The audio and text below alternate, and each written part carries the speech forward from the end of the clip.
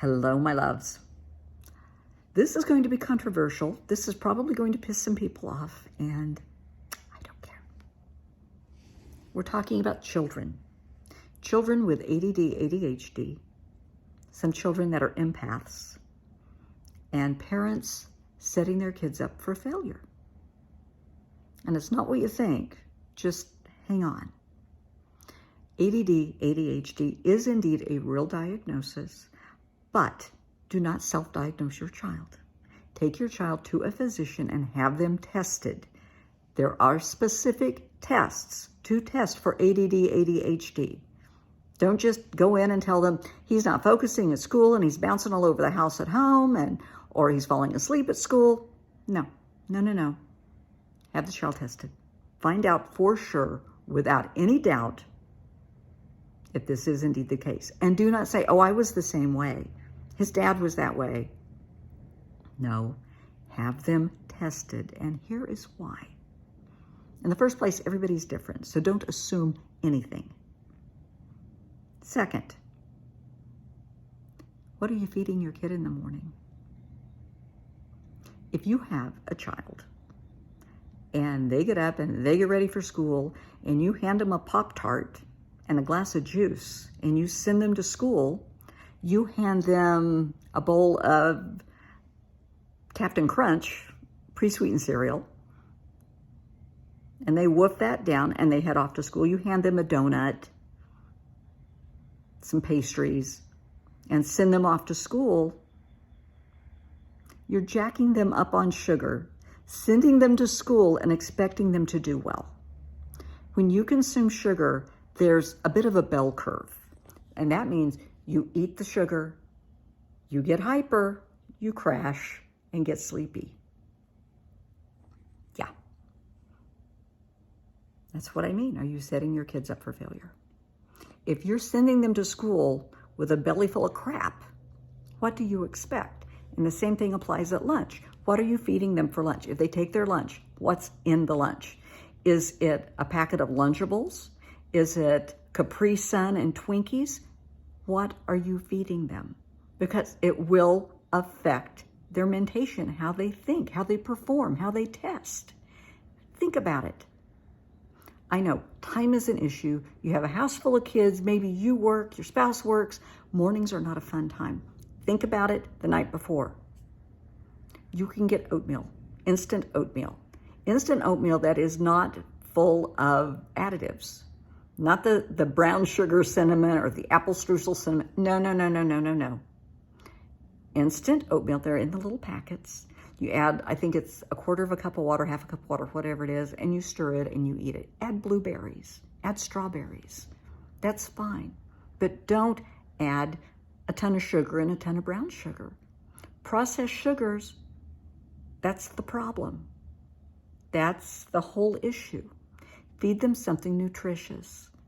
I'm not telling you to whip out, a huge buffet every morning of bacon and eggs and sausage and toast. No, but it doesn't take that long to boil an egg. It doesn't take that long to nuke, scrambled eggs in the microwave. There are, I can't think of what it is. It's a pre-mixed breakfast cup that's scrambled eggs. Even that is better than a donut. Think about what you're feeding your child. If your child isn't doing well in school, some of it, we know how kids can be. They're little chatterboxes and they're flitting all over the room, being goofy and being silly. But accept responsibility for your part, okay? There are parents, and this just gets me every time, they will self-medicate their kids. They will assume the child has ADD, ADHD. They will, and I'm in Arizona, they will go to Mexico, get meds that are non-prescription in Mexico, come back and feed them to their child without being tested, without knowing the right dose, without knowing, they're not a pharmacist. Yeah, they will do that. They will do that. Do not do that to your child. You have no idea what's really in those medications. You don't know what you're doing to your child. Also, this just There are parents who assume their child has ADD, ADHD, and the parents smoke weed, and they will let their kids have weed in the morning to mellow them out because they think better. No, they don't. Do not do that to a child's brain. Do not do that. I have heard a lot in my day. But find out, have your child tested if you are concerned. And take responsibility. If you're feeding your kid junk, what do you expect? Junk in, junk out. Don't fill them up on, at lunch. I love Doritos. I love to make a big bowl of guacamole and just go through a bag of Doritos. Absolutely. But the guacamole's healthy, but the Doritos aren't. Don't let your kid fill up on junk at lunchtime.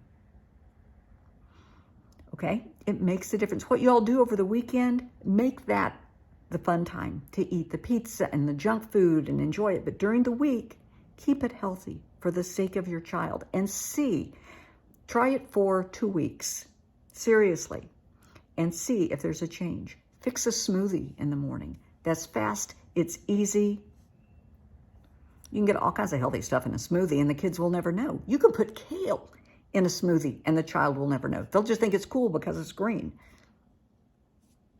And that's okay. A smoothie will be yogurt, berries, and you can add ice if you want it really cold and kind of slushy. That's fine. My favorite smoothie, I will get yogurt and strawberries and just a little bit of coconut milk or almond milk. That's all it takes. You can talk to your doctor first to be sure the child doesn't have renal issues. You can add protein powder to it. It's healthy. It's like having a shake in the morning or a malt. The kids will love it. It's healthy. That's what the goal is. They will perform so much better at school. They will feel better. They won't be getting sick because it affects your immune system. Let's keep them happy and healthy. Now, one thing I want you to think about, I have had this in 5 cases in the last, I want to say 2 years. Kids that are empaths. If you know what that is, great. If not, I'm going to explain. Imagine, as an adult, walking into a room full of 30 people, and you can automatically know what everyone is feeling. You can tell who has a headache, who has an upset stomach, who's mad, who's happy, who's depressed, who's worried, who's scared. You know. All of that information is coming to you at one time. It's very overwhelming if you don't know how to handle that. That is being an empath. You are tuned in to everybody around you. You pick up on everything. It would be, you walk into a room and 30 people start talking to you all at the same time, and you're trying to focus on what you're doing. That's overwhelming. Try that if you're 7 or 8 years old. Growing up, I was an empath and a psychic medium. Yeah, it was a lot. I learned very early on how to deal with it, how to ground myself, how to tune it out. It wasn't a problem. I was a great student in school. At recess, I would know what was going on with everybody.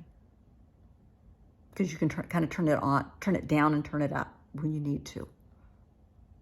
But if your child is an empath and you're assuming they have ADD, ADHD because they walk in the classroom and they can't focus, but they can tell you what's going on with everyone around them, including the teacher. So-and-so's scared. So-and-so's having problems at home. They cried, before they came to school. They cried last night. Somebody has a headache. Somebody's getting a sore throat. Somebody's getting the flu. They can physically feel the symptoms of this other person. And it will scare a child. It's very overwhelming. And a little kid doesn't know how to handle this. They will try and talk to somebody about it. They don't know how to verbalize all of this, everything that they're seeing and feeling. Their schoolwork will suffer because it's hard for them to focus when all of this other energy, all of this other information is flooding into them. They may not be ADD, ADHD. They may be an empath.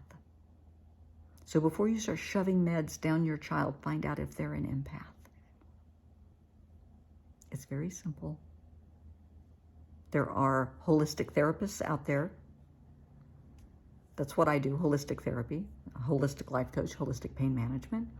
There are a lot of people, psychiatrists, psychologists, life coaches, counselors, that deal with holistic issues. Please find out. Don't label your child. Lastly, the very last thing, if you tell your child that they're ADD, ADHD, if you tell them that they're different, that they're slow, that they're not like everybody else, sweetheart, they're going to live that label, and that's not fair. Because we all live the labels we were given as kids. If somebody told you you were stupid, you're going to assume they were right. They're a grown-up. They would know. And you may not push yourself.